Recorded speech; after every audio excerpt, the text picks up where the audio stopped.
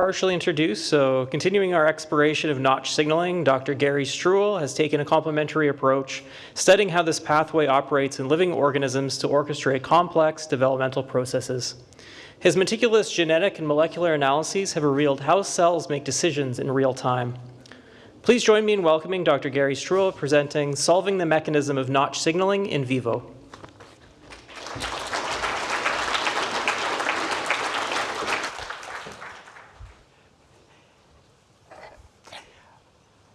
I'd like to begin by thanking the Gairdner Foundation for the tremendous honor of the award for the mechanism of Notch signaling. I see it not so much as an award to me, but an award for the tremendous advances in the Notch field, and also to the power of genetic approaches and model systems for discovering basic principles of life, of biology. Now, I have several goals in the presentation, 3 in particular. The first is to tell you what we found. The second is to, tell you, let me go back, is to how we use the tremendous power of genetics and model systems to find it. And at the end, to step back and to tell you why I think what we found is important. So the mechanism is summarized here, but I'm now going to delve into it just a bit more detail. Iva's already introduced it, so this will be brief. But the process begins when the ligand contacts the receptor from the sending cell to the receiving cell and forms a bridge between the two cells. As Iva told you, and was a fundamental discovery, was that there's a special regulatory domain in the protein called the Notch-negative regulatory region, which is shown here in its closed configuration. Now, the first step of transduction, of activation of the receptor, is the endocytosis of the ligand into the sending cell. And that pulls on the intracellular bridge, and that opens up the NRR and makes it accessible to cleavage. And that cleavage then triggers the next step, which is it leads to the shedding of the ectodomain, and that leaves behind only a tiny little stub of the extracellular side of the receptor. And it's that removal of the ectodomain that converts the rest of the receptor into a target for transmembrane cleavage by presenilin. And following that cleavage, the cytosolic domain goes to the nucleus and controls gene expression and thereby controls the behavior of the cells. Now, when our work to understand and solve the mechanism didn't follow a plan, a master plan. It actually arose step by step, starting at the end of the process, when we made one by one a series of unexpected findings, which led us up the causal chain of events until eventually we had the full narrative of the mechanism. And that's how I'm going to present the work. So for me, this story began with Iva, and especially with 2 really foundational papers in the field. The first was in 1983 when she showed that Notch signaling controls the, acts like a binary switch between different cell fates. And the second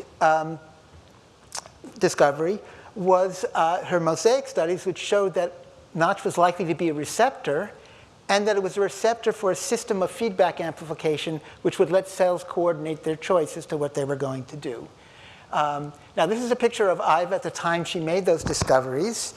And after these papers were published, it was, to my surprise, that her main conclusions, especially these in this paper, did not seem to be generally accepted. And so that motivated us to think if we could come up with, using the new and more powerful technologies that were becoming available, to ask whether we could actually provide evidence that would be more compelling to the field.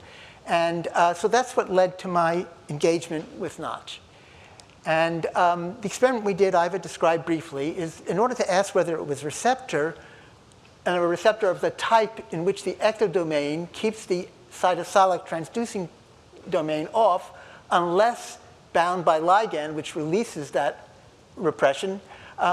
If that was so, we reasoned that if we just expressed the cytosolic domain, we should constitutively activate the pathway, and we should get a phenotype which is the opposite of what happens when we lose the ability to transduce.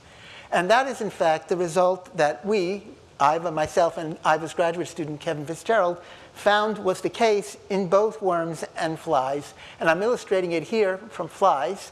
And this is the birth of the nervous system in the fly, where you get a segregation of ectodermal cells, some of which become neuroblasts, and the others choose to remain and be epidermal cells. That's the binary choice the cells have to make, and they make it in a coordinated manner normally.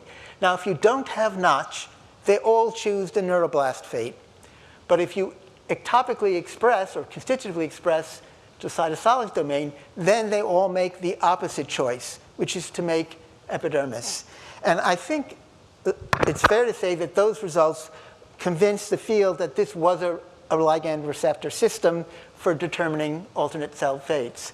But it was at this point we got the first surprise that led us into the mechanism, and which I was already presented, and that was that when we used an antibody that we were very fortunate to get from Spiros's lab, to look to see where was this protein, the cytosolic domain, when we expressed it. And to our surprise, it was in the nucleus. And that immediately led us to propose the hypothesis that normally, in response to ligand, the cytosolic domain gains access to the nucleus and maybe even acts in the nucleus as a transcription factor to transduce the signal. But there was an enormous problem immediately with this model, and in fact, a reason for skepticism in the field for several years, which is if you look at where the protein is normally, the native protein, even in cells such as these, which are actively transducing the signal, there's no evidence that it's ever getting to the nucleus, which meant either this model is just wrong, and this was a red herring, or alternatively, it does go there, it does do what we think it's doing, but so little of it gets there, and it is so transiently there, that you can't see it by antibody staining. It's just not sensitive enough. And that led us to ask whether, as shown here, that posed the question of, is the model right? And the model makes 3 testable predictions, and it's at this point I decided to devote my attention to testing those predictions, which I did together with the research specialists Atsuko Adachi. And those predictions are, first, that the intracellular domain should gain access to the nucleus in response to ligand. The second is that it must gain access to transduce the signal. And the third is, once it's there, it needs to be controlling transcription to control the behavior of the cell. So as you'll see in a moment, all 3 predictions were met, and this is how we did it. Okay, so to test whether it normally gets there, especially because we couldn't see it normally, we chose a strategy in which we inserted into the cytosolic domain of Notch what you could think of as a passenger transcription factor, in this case formed by the DNA binding domain of a yeast transcriptional factor called Gal4 and a viral co-activator domain from called VP16. And when we inserted that into the cytosolic domain of Notch, we wanted to know if we could see the expression of target genes that we also introduced into the animal in response to the nuclear import of this passenger transcription factor. And as you can see here, driven through its own target gene, LAC-Z, we see beta-gal accumulation in the embryo. And so this told us that the cytosolic domain does indeed have access to the nucleus. But the important experiment here was to ask what happens in the absence of ligand, which is easy to do by just looking in a delta mutant animal. And here you can see that there's no nuclear access. So this confirmed the first prediction. It normally does have access in response to ligand. The second prediction was that it should have to get there to transduce the signal. And to test that, we took the portion of the cytosolic domain that others had shown at that time are critical for transducing this signal. We took it out of its normal context, and we attached either a nuclear localization signal to drive it to the nucleus, or a meristalization signal, which would drive it to the membrane and sequester it there so it could not get to the nucleus. And when we did that, we then expressed these 2 forms of the protein and asked whether you got Notch responses. And for the form that goes to the nucleus, it worked very nicely, and you got constitutive activation of Notch target genes, one of which is making the red protein here. But if you sequestered it at the membrane, there was no expression of these target genes. So that confirmed the second prediction, which is that it has to get to the nucleus to transduce. The third prediction was that when it gets to the nucleus, it's functioning as a transcription factor. And to test that, we took the following approach. We inserted into the native protein just the DNA binding domain of Gal4, or we did that together with either a coactivation domain, a strong coactivator, or with a strong co-repressor domain. And we looked to see what happened with beta-gal, and we can see that even with just the naive DNA binding domain of Gal4, you see some evidence for target gene expression. And that tells you that the cytosolic domain of Notch must have some, even if only weak, coactivator sequences in it, which is what you would want to be the case if it's controlling transcription in the nucleus. And then you can see if you add a strong activation domain to it, it's really strongly expressing beta-gal. And if you add the engrailed repressor domain, or this strong repressor domain, there's no laxi expression. So this told us these domains were doing what we think they're doing, but the important result is that this protein is effectively wild type. It transduces Notch just fine. This protein is constitutively active, and this protein cannot respond at all. So that meant that, in our view, confirmed that the protein is functioning, once it gets to the nucleus, to control transcription of target genes. And so in the end, all three predictions were met. And therefore, we view the model as these results show that the model is basically correct. And I should add that there were several other labs which made very significant contributions along the same lines around the same time. But it was in the process of pursuing these experiments that we stumbled on the second unexpected result.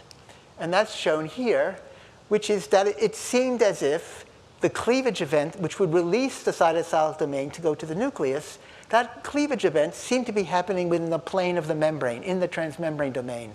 At the time, that was an unprecedented, virtually unprecedented finding. Now, the result that suggested that were a couple different results, but from our work, the result that suggested it is when we first set up this system with the Gal4 technique to ask if the cytosolic domain got to the nucleus, we didn't know where, if a cleavage occurred, where it would occur. So we put it in many different places. And somewhat to our surprise, we found that even if we moved the Gal4 VP16 domain right up against the transmembrane domain of Notch, it still got to the nucleus in response to ligand. In fact, it worked very nicely, which meant that the cleavage would have to be upstream. Around the same time, this dovetailed very nicely with Iva's work, in which she had identified cell 12, now we know worm presenilin, as necessary for Notch transduction and signaling in worm. And at the same time, Bart de Strooper had found that presenilin in vertebrate systems seemed to be required for the transmembrane cleavage of beta amyloid precursor protein. And so it was at that point that we wanted to ask the obvious question of whether presenilin was responsible for the nuclear access of Notch in response to ligand. And so Iva and I decided to collaborate again to ask whether that was the case. And we used the Gal4 technique, which we had been using to work out the mechanism to do that experiment. And this is the result we obtained. The experiment we did was basically first using the native protein to show, which we already knew, that it's expressed in the embryo. It gets to the nucleus in the embryo. But in a presenilin mutant, it doesn't. But more importantly, we used a severely truncated form of Notch, which has just a tiny bit of the ectodomain left and the transmembrane domain. And that, too, normally gets to the nucleus, but does not get there in the absence of presenilin. But if we then use a form which is purely cytosolic, it doesn't care whether presenilin is there or not. So these experiments tell you that presenilin is critically required for ligand-dependent nuclear access of Notch. So, and this was similarly supporting findings in mammalian cells, came also from others at around the same time. So in the process of doing this, we stumbled on one more surprising result. And that result, we found that result because we wanted to understand what ligand contenting the receptor would do to induce the presenilin cleavage. And presenilin normally doesn't induce notch cleavage in the absence of ligand. So something had to tell it when to cleave in response to ligand. And that result, which we stumbled on, was the surprising finding that the only thing the presenilin seemed to care about was the size of the extracellular domain. And that the implication of that is that the key event to getting to this next step was the removal of the ectodomain of Notch to make the ectodomain small. And that converts the receptor into a substrate or target for presenilin cleavage. Now, the results that we got to test this is shown on the next slide. And here I again worked with Atsuko Adachi. And we again used the GAL4 technique to ask about nuclear access. And what we wanted to know was, is there some special attribute of Notch, something that presenilin sees to help it target Notch for cleavage? And so we began simply by first removing the cytosolic domain. And then, in addition, we removed the extracellular domain and replaced it with a single MIC tag. And so now all that's left is just the transmembrane domain of Notch. But those deletions just made it a better target for presenilin. So then we thought, well, maybe it's the transmembrane domain. So we replaced the transmembrane domain with the transmembrane domain of multiple other unrelated proteins. And then again found that it didn't matter. Presenilin would cleave them all because when you remove presenilin, none of them got cleaved. And so this led us to what was, at the time, a seemingly bizarre possibility, which is that presenilin only cared about the size. And to test that, we essentially repeated these experiments. But in this case, we started with a single MIC tag, and we just added MIC tags one by one to see if that changed the efficiency with which the cytosolic domain got to the nucleus. And as you see here, it did. So what this told us is that the only thing presenilin cares about is the size of the ectodomain. And that led us to the conclusion that the important event here is the extracellular cleavage and shedding of the ectodomain. And that's what triggers the rest of the mechanism. And I should add here that others also contributed to this, including Pan and Rubin, who found the protease responsible for the ectodomain cleavage. Now, it was at this point in the process of doing the experiments I just described that we stumbled on yet one more unexpected observation, and that is shown here, which is that in order to trigger that cleavage, the ligand had to be endocytosed into the sending cell. And this also dovetailed with results from the lab of Mark Muscovich, who similarly found a requirement for ligand endocytosis. And what I'm now going to describe is that we wanted to know why you needed to endocytose the ligand. And I'm going to describe experiments in which we found that the explanation is that by endocytosing ligand into the sending cell, we are creating mechanical strain on the ligand receptor bridge, which is what is opening up the NRR, the regulatory domain, for cleavage. So for us, the experiments to do this began in earnest when I began to work with a graduate student, Wei-Dong Wang. And we identified two proteins which are critically required in the sending cell for Notch signaling that were specifically required for the targeting delta into the clathrin-mediated endocytic pathway. The first of those proteins, actually been identified by others, but is a E3 ubiquitin ligase, which selectively ubiquitinates the cytosolic domains of Notch ligands. And the second protein is a generic endocytic adapter protein called epsin, which if it sees any cargo protein that's ubiquitinated, it targets it for endocytosis. Now, the important point was that both of those were critically required for endocytosis of the ligand and for signaling, which all sounds fine, but if you actually think about it for a few moments, you realize it creates a conundrum, which is if you endocytose the ligand into the sending cell, it's no longer available to see the receptor. So why do you need it to activate the receptor? It made no sense. And the explanations we came up at the time were the two general classes of explanations. One we call before models, and the other we call after models.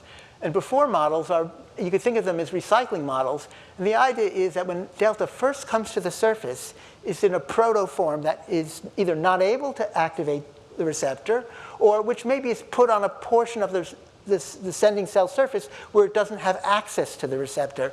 And it needs to undergo at least one round of endocytic recycling to be modified or to be moved to a place where it can productively engage receptor. And so that was one class of models. The other class of models we called after models. In those models, you actually don't need to endocytose the ligand until after, as the name implies, it conjugates receptor. And then when you try to endocytose it, those are the ones in which you put strain on the regulatory domain, which I'm here depicting as a spring, and that's what opens it up to cleavage. So we then wanted to know which of these two general classes of hypotheses are correct. And it should be clear that it's absolutely critical to resolve this to understand the basic mechanism. And it took us about 10 years. I was fortunate to work with a really great postdoctoral fellow, Paul Langridge, who had enormous patience and willingness to devote himself to this task. And we'll see, the way we did this was by first performing in vivo experiments in which we essentially invalidated those two classes of recycling models. And then we were able to perform experiments where we got positive evidence for pulling models. And that's how we resolved the mechanism. So the first set of experiments, this is an example, a key example of the experiments we did, which helped refute the before models, is that we replaced the ectodomains of delta and notch with the ectodomains of completely unrelated ligand receptor pairs. And in this case, we're showing mammalian follicle stimulating hormone. It's a secreted mammalian hormone. There's absolutely no expectation that would have to be recycled to be activated.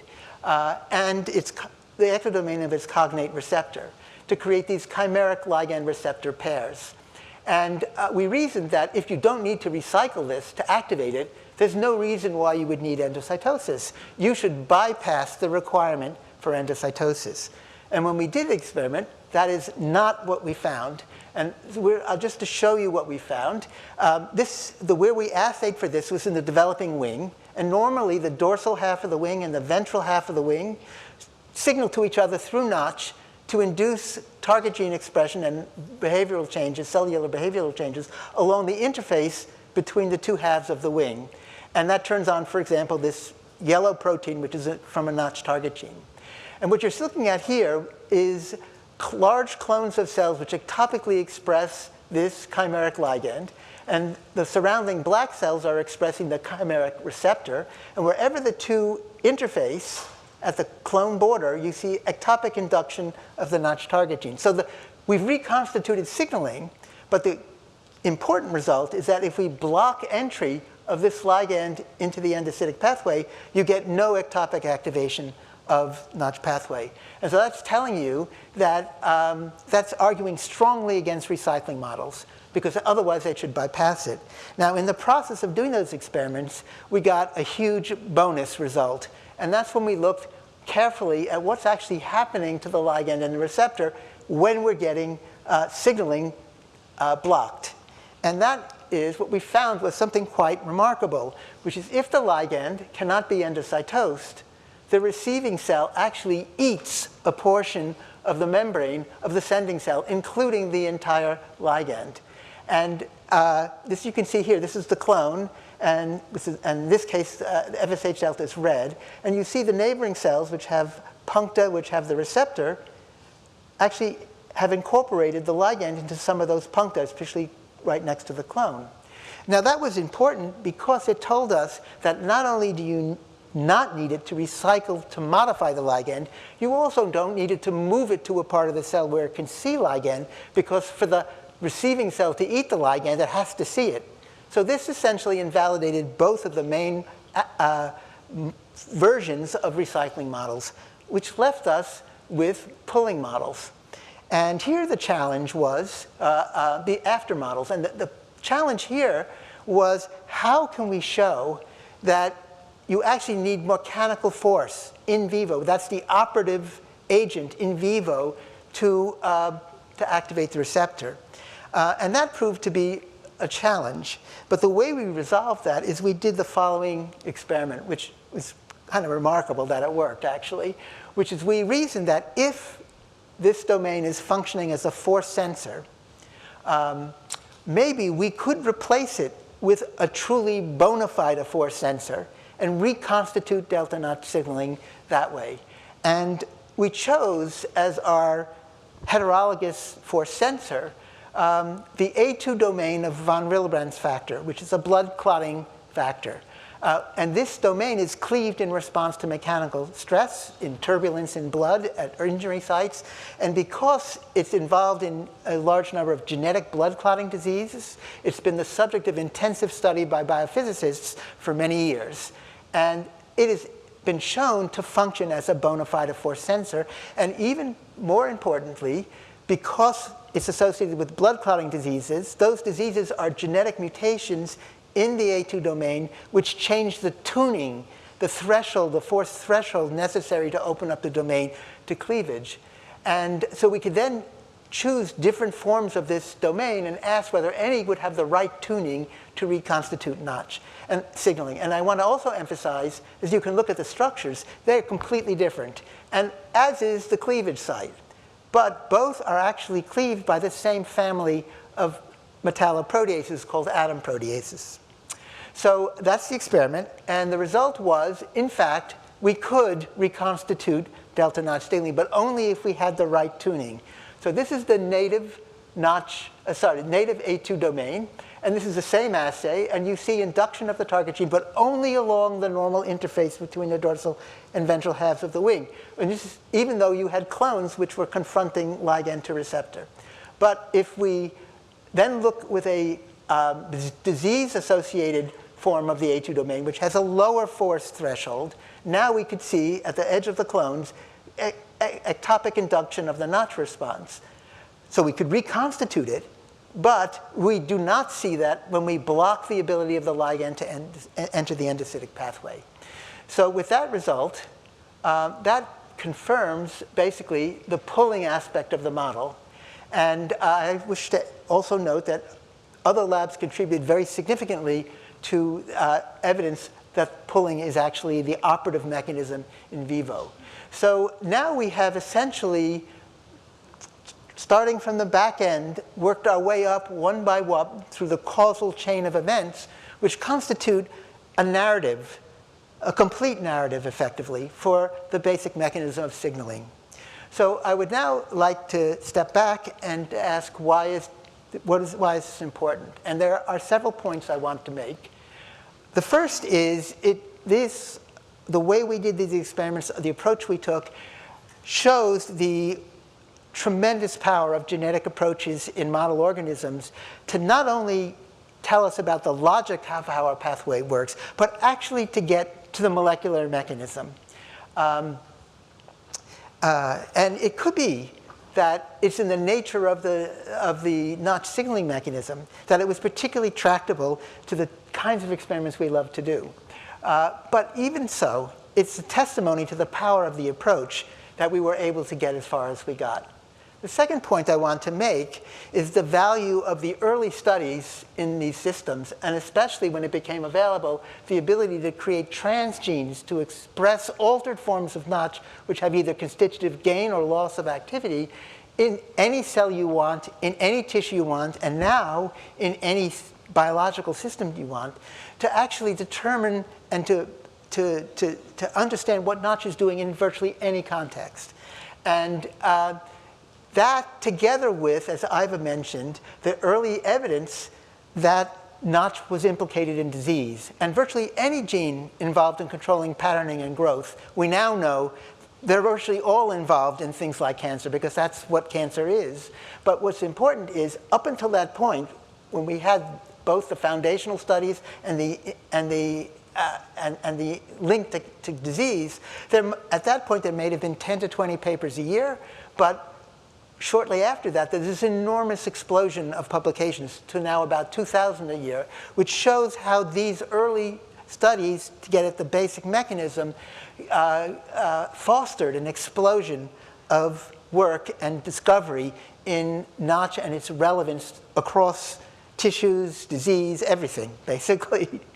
The third point I want to make is by getting at the basic mechanism, we've uncovered what seem to be general paradigms which are crucial for cell-cell interactions and signaling. Iva talked about the connection between Notch signaling and beta-APP signaling, and now as of now, those were the original 2 examples, but there are now over 150 examples where presenilin is, and the cleavage and these sorts of mechanisms are now known to be occurring and to be biologically relevant. I want to tell you another example, which is very recent, which is in some ways, well, it is very remarkable, which is in the last couple of years, we were able to use our methodologies to do a genetic screen, effectively a genetic screen, to ask what are the kinds of domains that could serve as force sensors to reconstitute delta Notch signaling. And we queried about 45 to 50 domains, some chosen at random. Some were chosen because they were from other proteins that mediated contact-dependent intracellular signaling. And the remarkable finding is we got about a quarter of the domains we assayed worked. But as you see here from AlphaFold predictions, they encode very different types of structures. And not only do they work and can substitute for the Notch regulatory domain, they all depend on cleavage by the same protease that cleaves the Notch negative regulatory region and the A2 domains. So this is really, it's so new result. I still haven't fully absorbed what it means, but it's telling us something very important about the mechanism that targets the regulatory domain for cleavage and how force sensing works. And the final point I want to make is that our use of chimeric proteins, what we had to do to interrogate the mechanism, also led us to reveal that this system is remarkably modulatory. And in principle, the mechanism doesn't care about any special attribute of either the ligand or the receptor. All you really need are extracellular domains which will bind to each other. You need a force sensor, and you need a transducer, typically a transcription factor. If you have that, you have the basis for a delta Notch-like signaling mechanism. And in fact, so that's been repurposed in what is now a rapidly expanding field called synthetic Notch signaling, where you can essentially engineer designer signaling systems to work in vivo. And this is already proven to be very valuable in cancer treatments. It's being rapidly advanced in terms of tissue engineering. So basically, from knowing the basic mechanism, we've been able to go to a relevant treatments for disease and for human health. And on that, I'd like to conclude by acknowledging many of the people I've talked about. And I most especially want to acknowledge Iva. I would not have worked on Notch without her. It's been a journey of about 30 years. And it's been really tremendously engrossing and rewarding. And I wouldn't have done it without her. So I'm very grateful to her. I want to also emphasize the people we work with, Kevin Fitzgerald from Iva's lab, Atsuko Adachi, Wei-Dong Wang, and Paul Langridge, also my support. And I also want to emphasize, as I said in the beginning, I don't see this as an award to me. I see it as an award to the field. And there have been many people here, some I've mentioned or put on the thing. There are many others. So with that, I think I'll conclude. Thank you.